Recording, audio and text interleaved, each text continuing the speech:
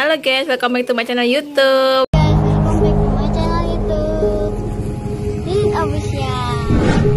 Jadi kali ini si Apim lagi bersama Eyang Bude dari Jogja dengan Bude Sri ya, Eyang Bude Sri. Kita akan membahas tentang cerita misteri yang pengalaman pribadi ya dari Bude Sri ya. Kalau menurutmu Apim di rumahnya Bude ini memang ada ya kak ya? Yang di pojokan tadi nanti ada tayangannya guys. Tadi Apim udah menelusuri kan, udah menelusuri rumahnya Bude. Tadi katanya ada satu sih kata Apim. Nanti nggak tahu kalau pas pulang biasanya diikutin dia, diikutin dibilangin ya nggak tahu. Ini sekarang kita bahas akan cerita mistis pribadi Bude Sri ya. Mulai dari kapan Bude itu? Pengalaman itu mulai kecil, Bude kecil. Bude mulai kecil tuh suka diliatin pocong. Oh my god. Pocong terus diliatin apa kalau dibilang sini itu gandon ya. Gandon itu seperti wedon. Oh iya, itu pernah itu Apim tahu ya Bim ya. Bentuknya seperti orang Arab ya, orang besar Arab, itu kan. Di mumi. Oh di mumi. Itu tapi di betahnya tuh sampai oh di itu kepala. dulu pernah ya, ada videonya kan Apim. Itu pernah. Terus kalau ada ditinggal sendiri itu melihat ada bayangan.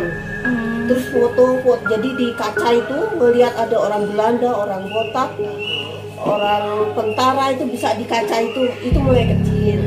Sampai disangkanya gila saya jadi dibawa ke rumah sakit jiwa. Kalau orang zaman dulu gitu ya nggak percaya ya. Sekarang kan udah muncul kayak Apim kan ya percaya nggak percaya ya. Gantung kepercayaan masing-masing. Tahun 70 Bude ditolongin orangnya udah meninggal. Kan Bude kecelakaan di tahun 70 itu tahun kecelakaan di Cempaka Putih depannya Coca-Cola. Oh di Jakarta ya? Tahun 70 terus sudah gitu dua mobil yang sana keluarganya 2 orang meninggal, tempatnya Bude juga parah toh. Terus Bude ditolongin sama anak muda, tapi Bude nggak tahu namanya siapa, pokoknya ditolongin sama anak muda. Dia pakai seragam anak kuliahan, ya itu anak kuliahan lah gitu, kayaknya sih warna biru-biru zaman segitu kali UI ya, saya nggak tahu ya. Ditolong mulai dari dibawa rumah sakit Islam, di mobilnya dia tungguin. Terus di rumah sakit Islam waktu itu rumah sakit Islam kan belum bisa belum ada perlengkapan lengkap, harus dibawa ke Gatot Subroto. Nah Gatot Subroto kan ngerti sendiri, zaman sendiri kan itu ruangannya masih ruangan kuno ya. Iya kuno ya Pak, bangunan zaman dahulu.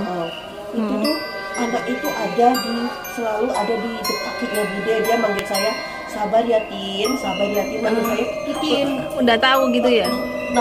Kok manggil saya dipanggil Titin? Padahal kan bukan ya? Bukan, terus tapi kan mata saya udah tertutup jadi nggak begitu jelas gitu.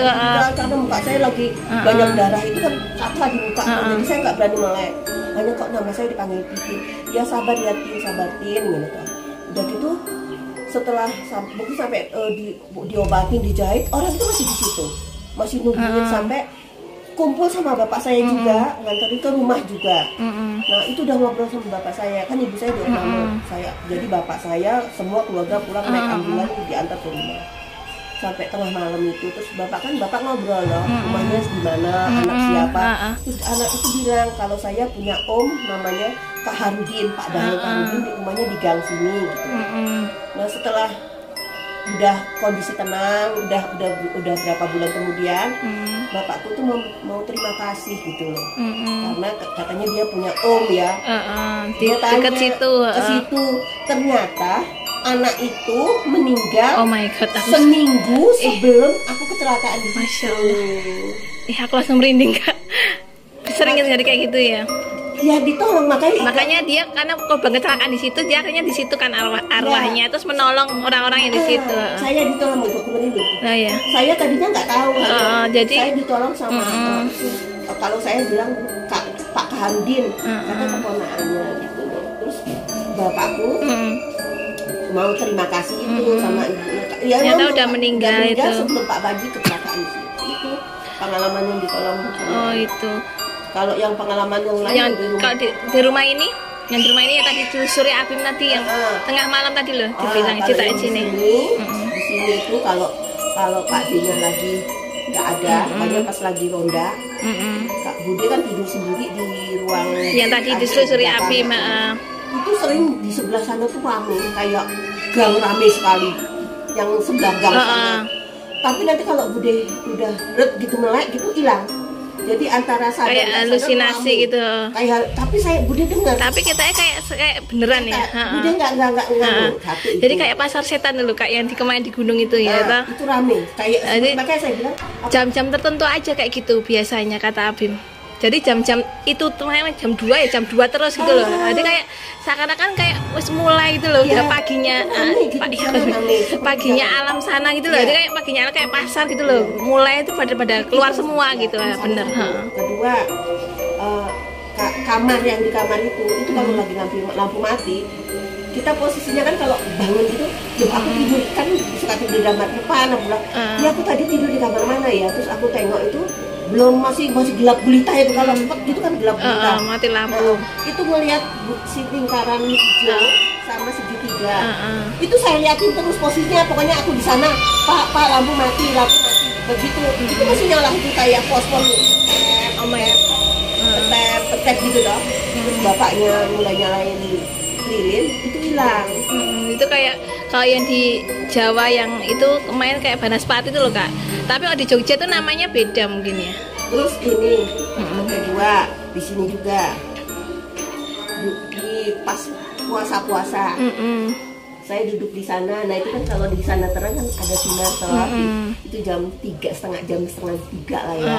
Bapaknya tidur, saya masih mulai masak. Di sini ada kepala orang seperti hantu. Iya bener.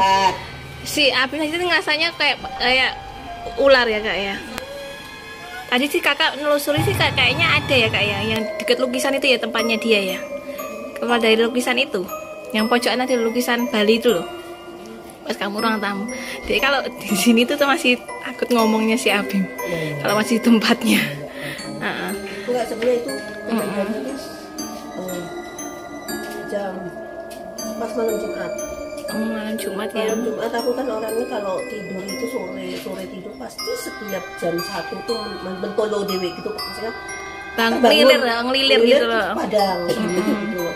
Terus saya usahakan untuk tidur lah gitu. Nah pada waktu mau tidur riap-riap gini gitu tuh antara sadar nggak sadar tuh kayaknya aku tuh ada yang liwat itu putih gitu.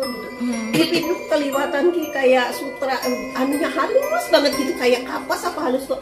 Ada yang ngeliwati saya putih gitu ke ruangan depan itu.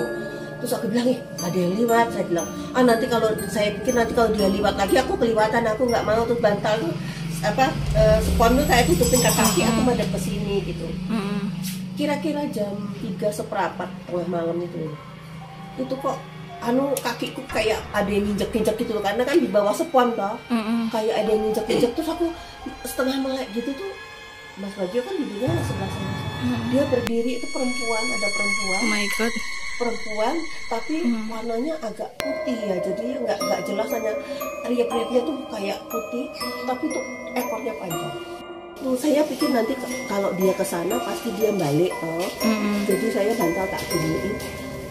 Antara riap-riap tuh kok saya ketinggian, kayak orang menjejek gitu loh. Jadi kayak ada yang menekan saya, tapi nggak berat banget karena posisinya ada.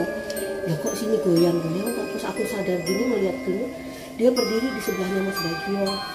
Bentuknya tuh kayak perempuan keraton tapi hanya putih, tapi kok kayak ada ekor, kayak ada ekornya memanjang, ekornya tuh buyut-buyut di dekat kakiku. Aku tuh hanya baca kursinya mampet, akhirnya aku hanya baca Al-Fatihah. Pada waktu aku baca Al-Fatihah terus aku melek gitu, sadar nggak ada apa-apa, maksudnya udah pergi, udah hilang udah hilang. Satu begitu. Terus kalau yang di kamar depan itu setiap aku tidur sendiri tiba-tiba ada yang ngeloni aku. Yang itu yang kamar yang deket ada atasnya ada TV itu, kedus TV itu ya. Bener di situ kan. Aku tidur di situ dikeloni, rasanya tak kira Mas Bagio. Terus aku bilang, Mas Bagio tidak masih si Uger toh. Aku terus baca Al-Fatihah bisanya. Terus aku bangun, ini bukan suamiku, bangun. Terus begitu aku bangun gini, itu terus kayak cuman wangi tuh pasti ada. Itu biasanya kalau baunya wangi ya Kak, ya itu mesti tetap ada sesuatu ya. Iya, aku emang wangi itu. itu. Saya tadi pas Habib ini mah kok baunya astagfirullahaladzim. Ada aku bukan. Itu tuh tadi bilang sama aku pas turun itu mah kok baunya wangi banget sih mah pas di teras ini tadi. Terus habis itu hilang lagi ya kak ya. Iya. Terus kalau yang di sebelah sana yang aku bilang, yang di sebelah jalan lorong itu mungkin tadi Abi belum ke sana ya.